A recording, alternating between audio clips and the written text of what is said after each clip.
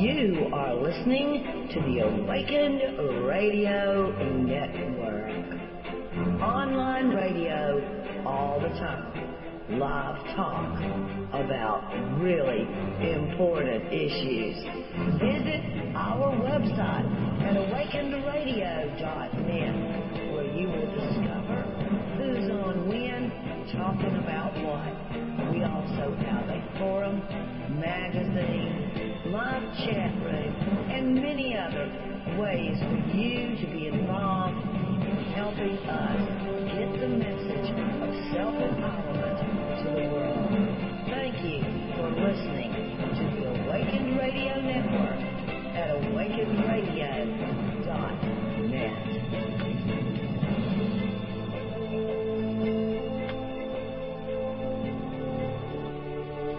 Hello and welcome to Evolutionary Women Radio Show with Pernilla Lillerose, where authentic feminine power is making a difference in the world.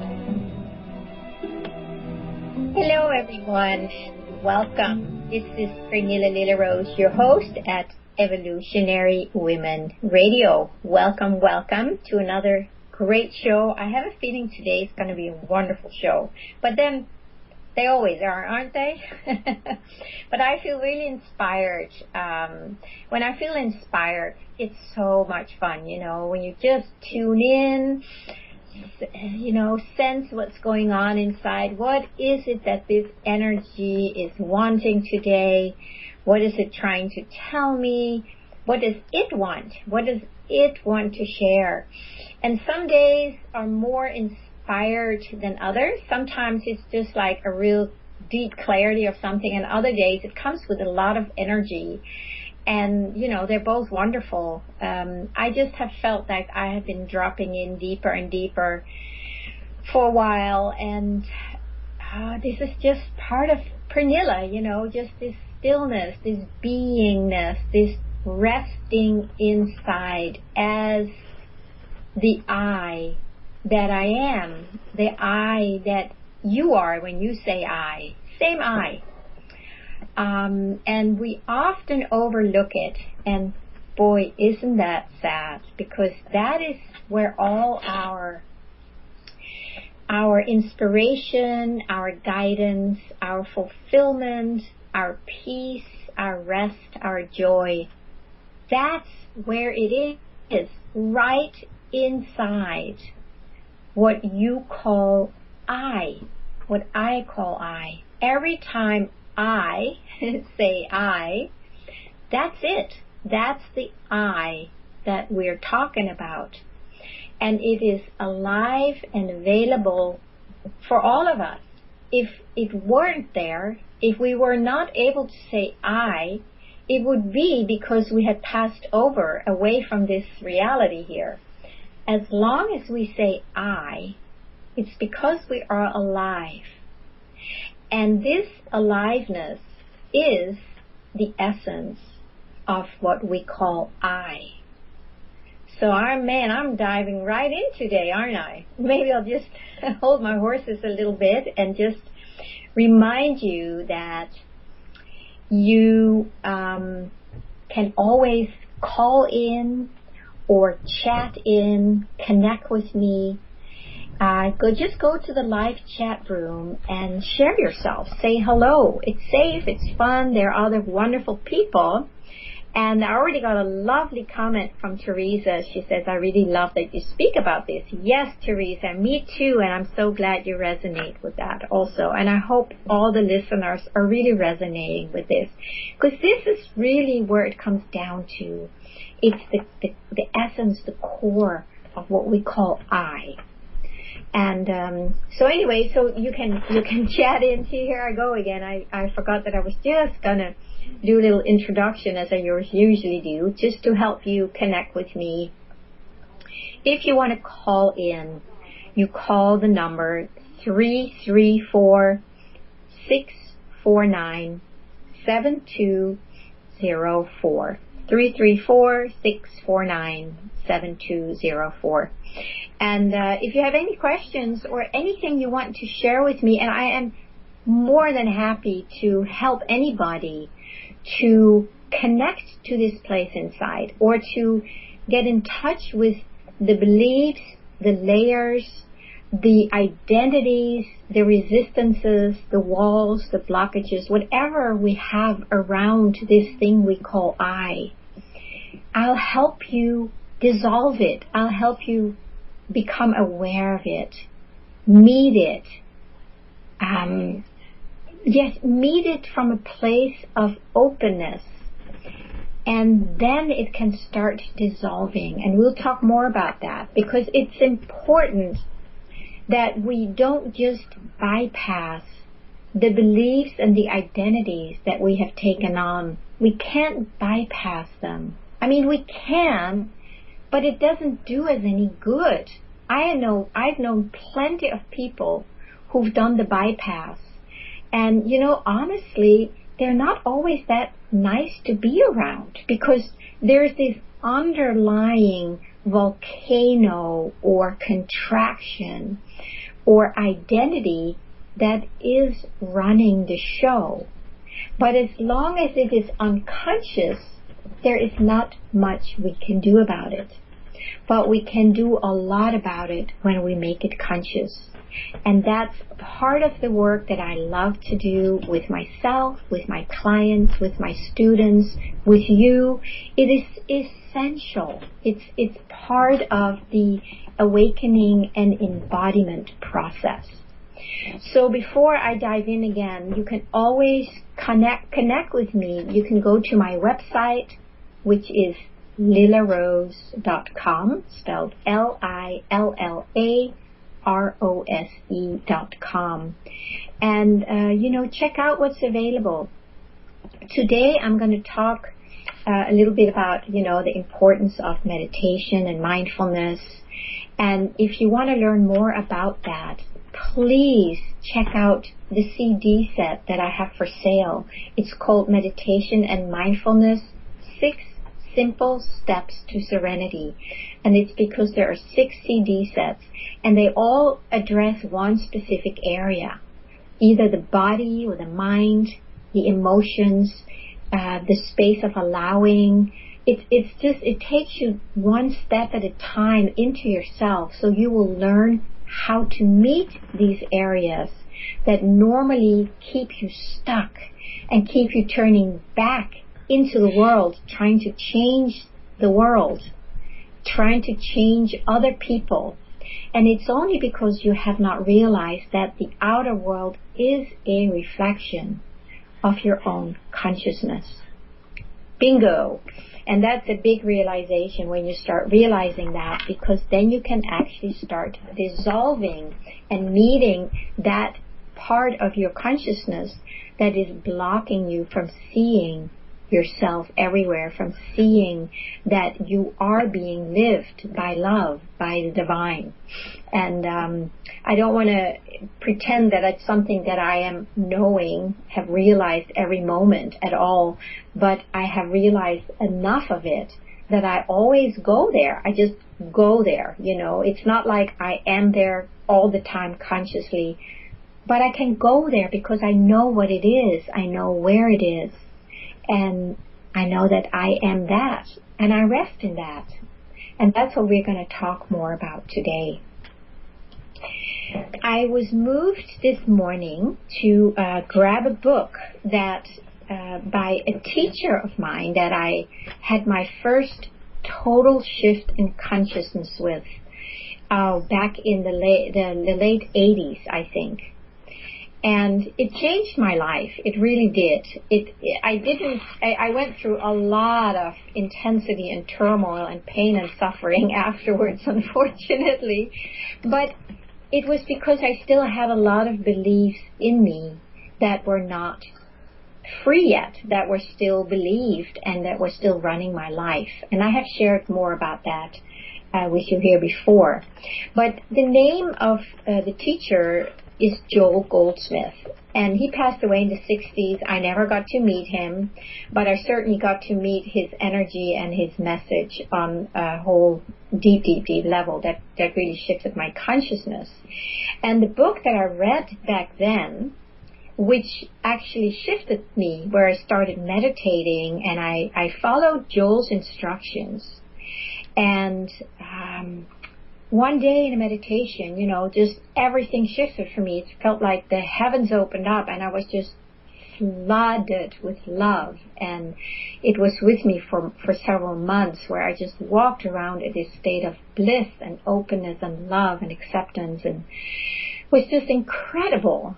And then, as often happens when you have these big openings, big expansion, it's often followed by an equal big contraction, because we still have the contractions in us. So it was like light was poured into me, and I expanded, and then it starts going into all these areas to transform them. And it's something that happens where we become conscious of what we were previously unconscious about. So that was a process I went through back then, and still do, because it's an ongoing deepening. I don't know that it ever happens, or that it ever ends here in this dimension. I can't tell you, because it hasn't ended for me. It's an ongoing deepening, and that's fine. It's just become much, much easier to ride with those things, because I'm not resisting. And the resistance is really what gets in our way more than anything. So the book that I read is called Practicing the Presence by Joel Goldsmith. And I'm just going to read one little paragraph from this little book here, just to give you an understanding of what we'll be talking a little bit about, but with my own flavor in it, because I'm not Joel, I'm Pernilla, and I have my own experience and my own flavor and my own message, which is what I share with you. So in this chapter, it's called Demonstrate God. And if any of you have an aversion to the word God, some people have a background in religion that has really want to make them turn away, feel free to change it to spirit, or energy, or all that is, nature, essence, love. It does not matter, as long as you kind of know that there is something bigger than who you take yourself to be. So I'm just going to read it the way Joel said it, and just translate the words that don't resonate with you into something that does. So he says, what are we seeking? Is it God that we're seeking, or are we seeking something from God? The very moment that we are looking for a home or for companionship, the moment we are looking for supply or employment, the moment we are looking for healing, we are seeking amiss. Until we have God, we have nothing. But the very moment we have God, we have all there is in the world.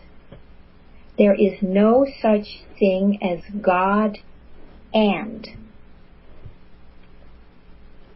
Spiritually, there is only God. And in attaining God, we attain all that God is. That is God appearing as all form. So let us not seek the forms of God, but seek the allness of God. And in seeking the allness of God, we shall have all the forms necessary to our own unfoldment. So, that's a big bite, isn't it? Basically, Joel says, stop seeking for things in the outer world, because we're seeking amiss. And just look at how we keep doing that. We are always looking for the next thing, for more money, better relationships, something to add to our life that we seek in the outer world. And I want to just make sure that there's nothing wrong with us doing that, okay? We can't help it. It's not bad or wrong. It's just being a human being who has lost the sense of oneness, connection, identity as a spiritual being, as the divine. So because we have moved so far away from our true identity, we feel such a lack inside. We feel really we are missing out on something. And that's why we keep looking for it out there, because we don't know where else to look. Some of us may look inside, but in that, there is still a hoping that we are going to get something. And I'm sure you can relate to that, because that's simply what it's like to be a human being. We go to the divine, not for the divine, we go to the divine to get something. And if you can just take that in for a moment without judging yourself, making yourself wrong, or even trying to not do that anymore, because you really can't. It's simply being being a human being. That's what we do. So let's not try and resist it or blame ourselves. Let's just acknowledge that that's what most of us do.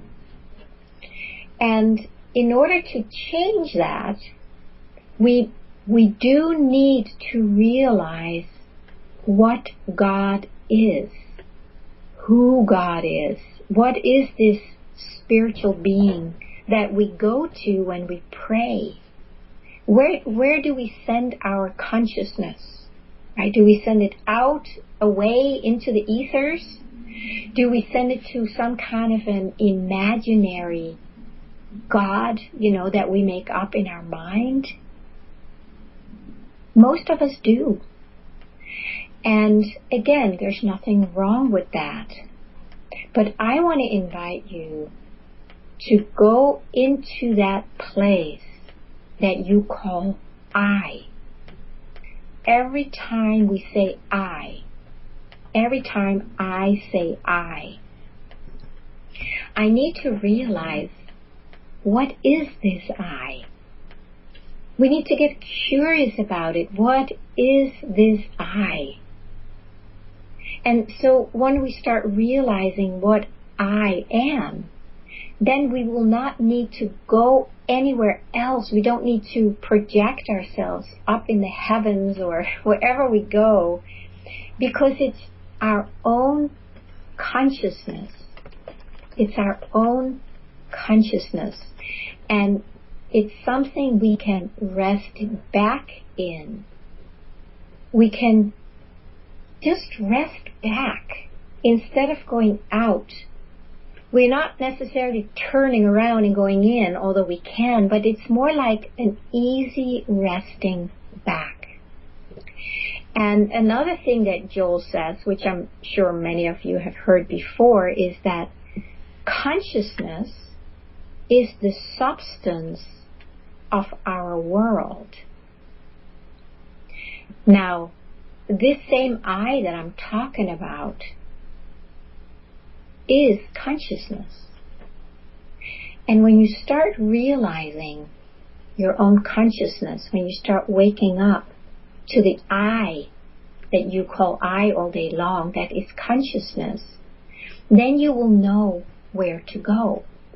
And then when you realize that this I, when you rest back as I, as consciousness, this consciousness is what your world is made of. It's the same thing. It just seems like there's two things. And I realized that a number of years ago when I did some deep work, and suddenly I experienced that what I was looking at was my own consciousness. And that was like, wow, I had heard about it, I'd read about it, I'd prayed for it, and suddenly the experience was right there. Now, it didn't last for a very long time, and it's not something I am consciously aware of most of the time. But that one instant, when that happened, it was actually very transforming, because I realized something that until then I had only understood, right? Understood conceptually. So it was very, very powerful to have that experience, because then I knew what it meant. It's like, oh my God, this that I'm looking at is my own consciousness. And that moment was really enough for me to get that deep in my core. Now, does that mean that I remember that all the time? Oh, absolutely not. There are many times when I forget that, and then I still find myself trying to change something in the world. So I'm not trying to make myself a saint who knows it all. Please, I'm not. I just hold on a second. There's some banging here. I think it's my heater. If you hear some banging in the background, it's my heater that just turned off. So my apologies for the noise. I turn it off now. Okay, so that heater is my consciousness too, right? But I still needed to get up to turn it off. So, and it's funny how little things happen to clarify what I'm talking about. It's not that we're not doing anything. It does not mean that we're just going to sit there and never do anything anymore, because that's not how it works. It might be some people do. They sit in a cave their whole life because that's their karma. That's what they came here for. I don't think that's what I came here for. But I know I am sitting in that a lot of the time. And lately it's really been pulling me in even more. But in order for us to be able to rest in and as the consciousness that we are, we first need to liberate our consciousness that has been stuck. It's almost like our consciousness has been embedded, like in cement. It's embedded in a belief, in an identity. If you think about where your consciousness, where your energy, your attention is most of the time, it is embedded in something that it keeps going over and over and over. As long as you're not aware of that, that's what you're going to do. You keep going over and over and over these same thoughts, beliefs, feelings, identities, memories.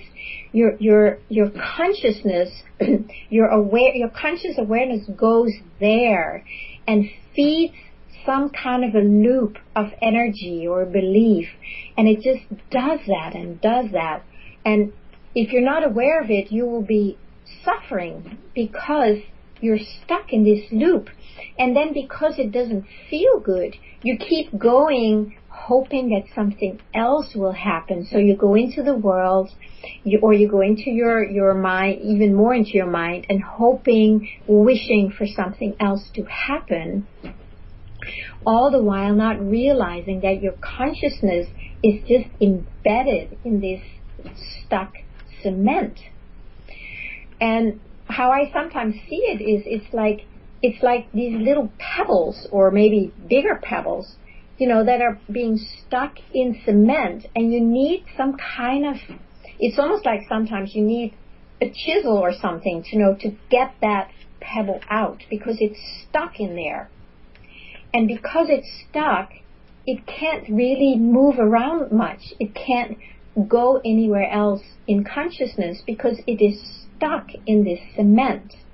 I hope that is a metaphor that will help you to see how your consciousness is stuck or embedded in a certain way of being or a certain way of believing.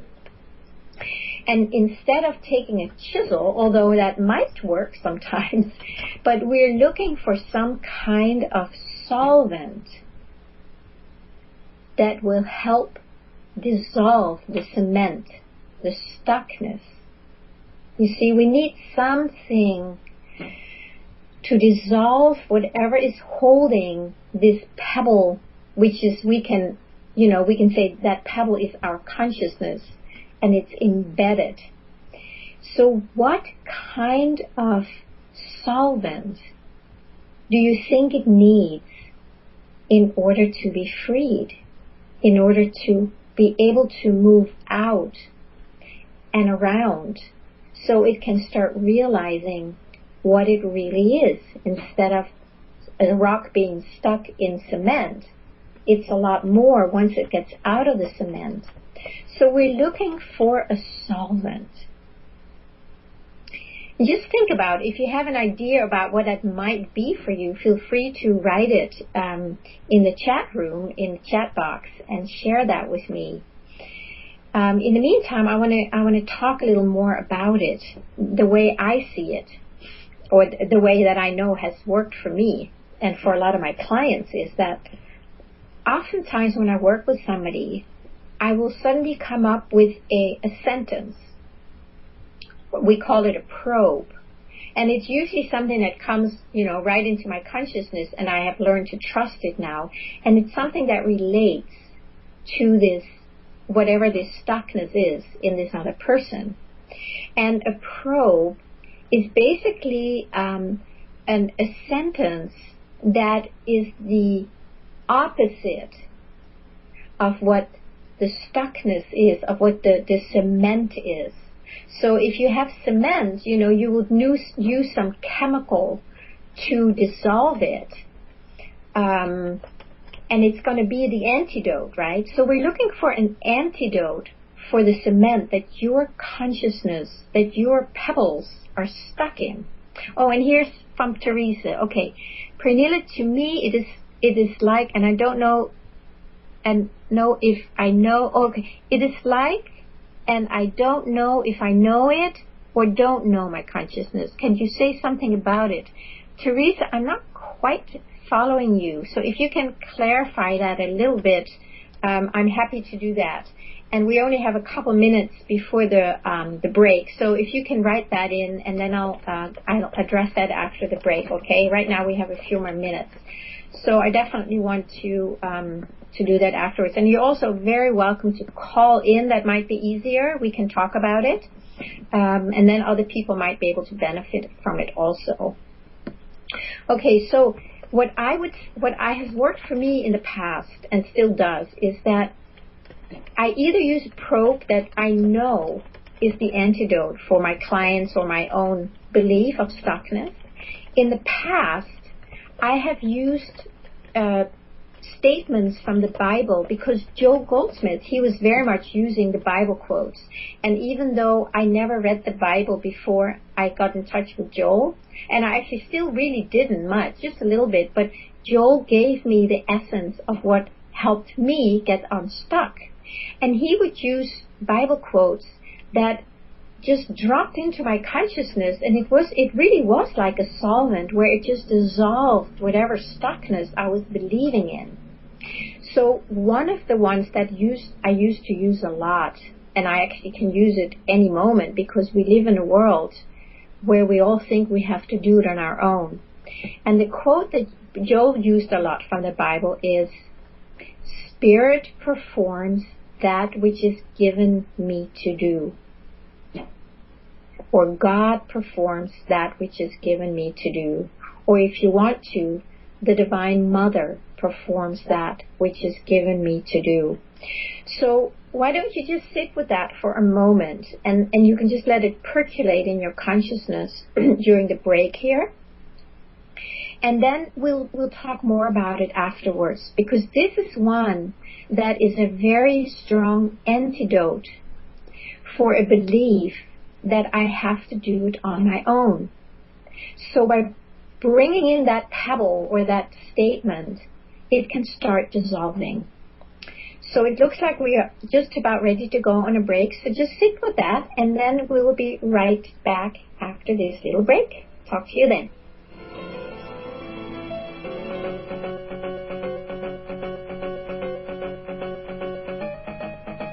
Awakened Radio Network is brought to you by our sponsors.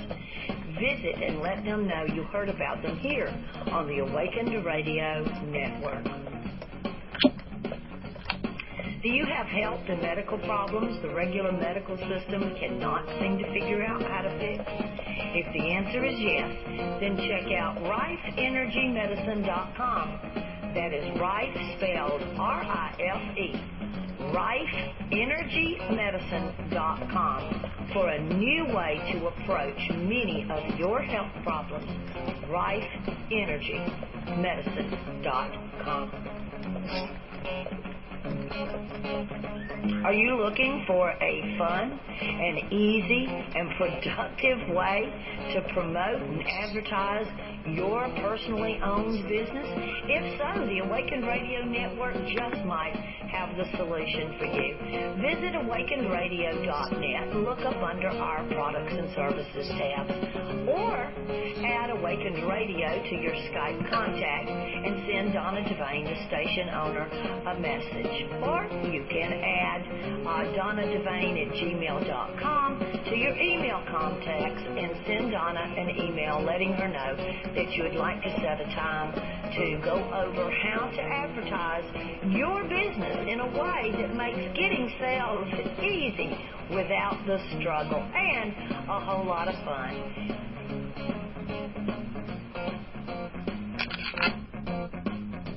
Do you have a message, something that just burns within you that you couldn't stop talking about even if someone offered to pay you to? Well, you just might be the type of host that we're looking for here on the Awakened Radio Network. Add Awakened Radio to your Skype contacts or send Donna Devane, the station owner, a message, DonnaDevane@gmail.com. And let's set up a time to talk and see if you and Awakened Radio Network are on the same consciousness wavelength. We might can work together and provide a win-win where your message goes out on our airwaves, reaching our global listeners, bringing fun, self-growth, and a whole lot of excitement to both your life and the Awakened Radio family.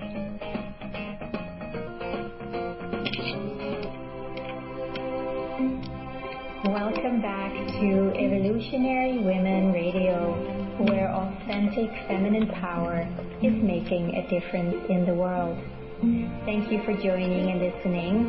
This is your host, Premilla Litterose, and this show is brought to you by Women Standing for Love. Welcome back. Okay, my friends, welcome back. Wonderful to be here with you again. I hope you took the time just to consider the statement that I said, and I noticed that Teresa is here. Hi, Teresa. Welcome. Hello. Lovely to have Hello. you. How are you?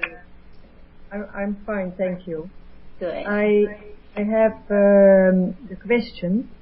In all these years that I am looking at me and at consciousness, or whatever you can call it, I don't know. But I'll put out because I hear an echo. A moment, please. Oh. Okay. Maybe you can turn down the speakers a little bit. That might help. Yeah, it's better. It's to me often, how must I say that? That I don't know if I know consciousness or not. It's like, what is it about? It's, or I have not seen it, or I have seen it, and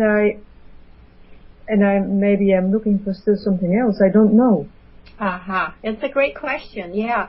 Just to check with you first, Teresa, are you still hearing an echo? If you do, it might be because you have the internet radio show on, that you hear yourself reflecting back. So if that's the case, you can either turn the volume all the way down while you're talking and then turn it back up afterwards. Yeah, I don't hear the echo anymore. Oh, good. Okay, we're good. Yeah. Okay, so this thing about what is consciousness, I mean, it is really the question of waking up, right? So it's not something I can just say, oh, it's this, you know. It's something that when you start, when you get really quiet, Yeah. and you start being curious, turning your attention backwards or resting back into what you call I. So if you can start a practice, daily practice is really good, to start having a curiosity and ask yourself the question, the age-old question is, who am I? What am I? When you do that and you just drop, it's kind of like a pebble too, you drop it into your consciousness, this question, and then you just wait. Your mind might start grasping and trying to figure out, I'm this, I'm that. That is not it. End of story. You cannot describe consciousness with the mind. You can maybe describe it, but it's not it. It can only be experienced. And if you can take that on as a practice to really sit with that, and I have a feeling you do know, Teresa, because you've been doing so many wonderful things, but there might still be a little bit of the mind that is wondering, is that really it? Yes, because I have been sitting and looking at I, and I have seen that when the I arises, when there are thoughts coming, or the I comes up at the moment the thoughts are coming, but it's like in daily life, it's like I forget it again and I am the I, and I am, in a way, the belief again is there that I am in charge and I am doing everything, and then I have a period of again sitting and looking, and I wonder, am I doing the right thing in life? Or am I just, like you said in the beginning, I don't know exactly the English word, but crossing something, or not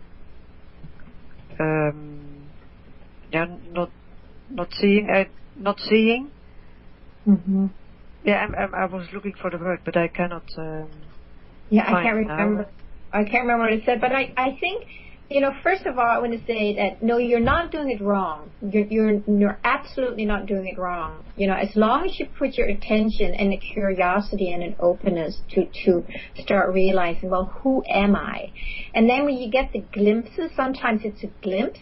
Sometimes it's like a big one, it's like, wow, and there's no doubt. But as soon as that experience passes, the mind will doubt it. It is so common that the mind will doubt the most incredible realization, experience, whatever.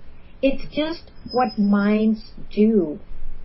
And, when I had that big opening many years ago, I think it was 27 or something, and it lasted for months, there was no doubt because the mind was not there to doubt it. It was just there. But then when the mind started coming back in, which often happens, there was like, did I just make this up? Am I kidding myself? And then I started believing the mind again. So it's a matter of really learning that the mind's job is to think and fix and control and doubt, to stay separate, right? The mind is separation, simply. So let the mind do its thing. Just allow the mind. That might be where your consciousness gets embedded, right, in doubting. And then it spins around, it's doubting, and then you go there with your attention, and then you forget to put your attention on I. And that is, for a lot of us, a lifelong process, a lifelong practice that we just need to do every day, because every time we do it, there's a little more that's dissolving. And at a certain point, you'll notice like, the mind is there, but I have lost interest in what the mind is trying to tell me. So you will more and more lean over into I, or consciousness. And it really takes a lot. It does take everything in a way, that we can, every time we remember to go there. And when you are there, Teresa, you will notice that you might start feeling more warmth, more peace, maybe a sense of expansion, just a sense of not being so attached to things. Can you relate to that? Yes, I know the place, and in daily life now, it's like overruled completely with this thing work. Yeah. And it is like last week you spoke about this silence, and I thought, oh, how nice, because I am remembered again, because I see that I am looking for something with this work. And last week I thought, oh, I'm forgetting there in the place and in the silence. It's like I'm looking for that in this busyness. Yeah. While so it's both things are playing. Yes, they're both playing. So you can see they're kind of running parallel, but it's almost like you have a choice, right? You have a choice, but you can't. Sometimes I have the belief that I have a choice, yes, and other times I think I have no choice. Also that is both present. The more you learn this thing of allowing, to me, allowing is the bridge between heaven and hell, really, because the hell is the part where we resist. We try and control, we believe, we get involved in, but so our energy is in it, right? That's where the energy is embedded. The consciousness is embedded in hell, basically, in separation, in duality, in isolation. So when you just allow that pebble to be stuck in the rock, or the rock be stuck in the cement, if you just allow that, you take your energy out of it. You take that holding pattern of the cement. You take it out. That's a big thing I can see. Yes. Because this idea is the idea in my head, like, am I still busy with this? Why is it not fixed all? Why is it not completely right yet? And there's that is not accepting the pedal to be stuck. Yeah, you're actually adding more cement to it then. That is the cement. Yeah, I see the big belief in me that it has to be different. Yes, and as long as you can see it, Teresa, and then in the seeing of it, you allow it to be there. You see? That's why when we use a probe, like, for instance, the one I said, spirit performs that which is given me to do. That's just one of my favorite ones. When I see that, when I hear that, then the part will come up that says, no, I have to do it myself, right? Then you can see it, and if you can in that moment, don't go in and do something with that belief, but you just allow it. And you allow this belief that says, oh, I have to do it on my own. If you allow it, then you create a space, because you are taking your energy out of the cement, right? You dissolve the cement by just allowing the rock to be there. That is the solvent. That's why when we use these probes, it's not that the probe itself or the statement itself has the power, but it's like when two arrows meet in space, they cancel each other out. And that's when we do that, it cancels out a belief, and as soon as the belief is canceled out, the cement is dissolved for that moment, and there is space. Now you can put your attention on the space, because your consciousness has been liberated from the embedded cement. Now it's liberated, so now you can put it on something else. And I would highly suggest you put it on the space of allowing, because that is consciousness. So a probe for me could be everything, or nothing has to be different, for instance. Yeah, so that would be something that would help your cement dissolve, huh? Great. Or if I, the thing is, even if I do not enough, that is all right. Yes. Yeah. Yeah. So you Because see, go ahead. That's always the thought. I am in this situation because I do not enough. I have to work a bit harder. Yeah. Yeah. And then you get stuck in the cement even more because you believe it, and then so that's when either we resist it, or we get identified with it, or we grasp for something. It's one of the three. And it seems like you get stuck in that even more. You identify with it, and then you try and work harder, and all you do is keep adding more cement. You feel more and more stuck. So the best thing is to just notice it, and just notice it. Notice it. Just see this belief and do your best to just allow it to be there. And there will be a lot of emotional feelings like, oh, it's true, I have to do something. So it's going to take something to not get pulled in again. And that's the work. Yeah, it's an unbelievable work. So, yes. I agree. Yeah. And because we have been buying into this belief for so many, many lifetimes that the cement is so strong, but it is our own holding and adding to the cement that keeps our consciousness stuck there. And we want to liberate it, because the more you can liberate it by allowing the pebble, here's Dove and Butterfly says, do not resist the pebble. Exactly. Do not resist the pebble or the cement. See if you can just allow it, and then little by little you can start putting your attention on the space of allowing. That is consciousness. This consciousness is exactly what will dissolve it all in due time, but only when we rest in and as that solvent. Call consciousness the solvent right now, if that's helpful.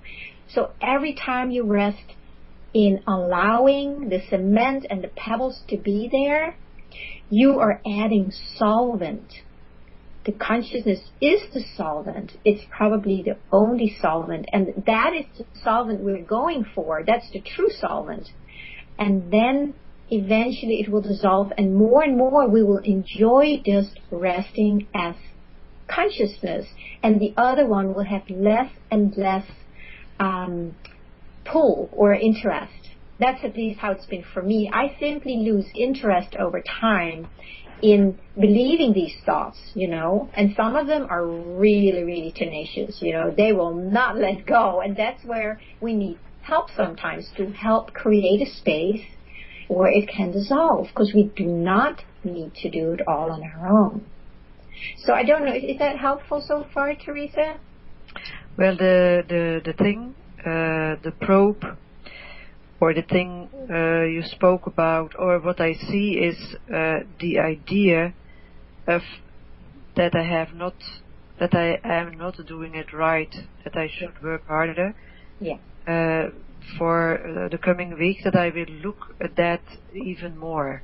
Great. Yeah, because And what's helpful too is to take it on as a challenge and say, really? Well, prove it. I'm going to take a week where I'm not going to do more. I'm actually going to do less. Let me see. How strong are you? You're talking to this belief, right? You're challenging your belief. And you can also say, wouldn't you be interested or curious to find out what would happen if you don't buy into that, just as a week's experiment?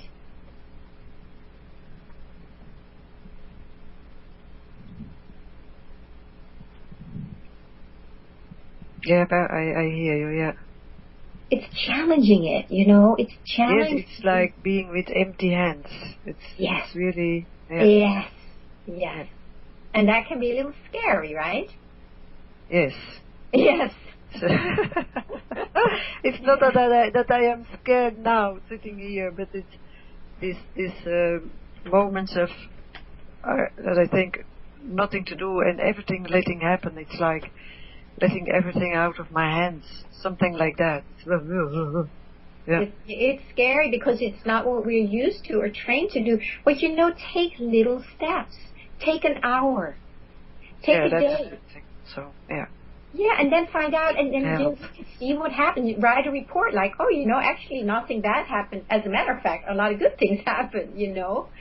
So, yeah, take it on as a challenge, but do it in small bites so you're not too overwhelmed or scared, because then you contract into the cement again. But take it as a little challenge like, wow, I wonder what would happen if I didn't do anything for an hour. Except just trying to rest here as space, as allowing, as consciousness. What will happen then? But still one question. Yes. So just imagine I say to myself, I'm not going to do anything to change or prove myself. And so what could happen is that I go and sit on the couch and watch television. So then I think, oh, I'm wrong. I'm doing wrong because I should sit with silence. Well, what would you like? If it was not a matter of should, what would make you feel good? I think one evening it would feel good to watch television, and another evening it would feel better to just sit in silence. Yeah, so now you're not doing should, now you're actually doing what feels good. But I am afraid that I would be watching television every night. And what would make you do that? Because I want to relax and to be lazy. Yeah. Well, here's the thing, Teresa. Why don't you take a week and give yourself permission to relax and be lazy? And when you do it, then your mind comes and says, yeah, but you should be doing this or that. You say, no, I'm taking a week, and it's totally okay for me to relax, be lazy. And then you see what happens. You see, we can use life as an experiment where we can try things out. Right? It's not like right first time. You explore it, and then you see, oh, that felt really good. Or you can say, after 2 days, it wasn't actually not so much fun. I'd rather do something else. And then you try it out. Use your life as a scientific lab where you explore what makes you feel good and relaxed and happy, and then go with that. Yeah, I love your feedback. I love, how you say it, because I think, that's the way I can try it out, and I love it because you say it, because it's more, I allow it more with me then to try it out in this way. Yeah, and we need each other to be reminded, of the allowing piece, and that it is okay to be lazy and relax, because most of us are trained. I'm certainly trained that I have to do something and anticipating the next moment, So we need to keep putting a solvent in that says, no, it's actually okay to relax. And then you feel it. Don't just say it as words. But when you say it, see if you can get a feeling for that, what it feels like when it's okay to just relax.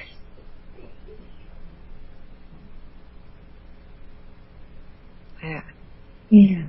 Give that a try. And if you want to send me an email or something, let me know how it's going. I would love to hear how that's working for you. Yes. Thank you very, very much, Pernilla, for this conversation.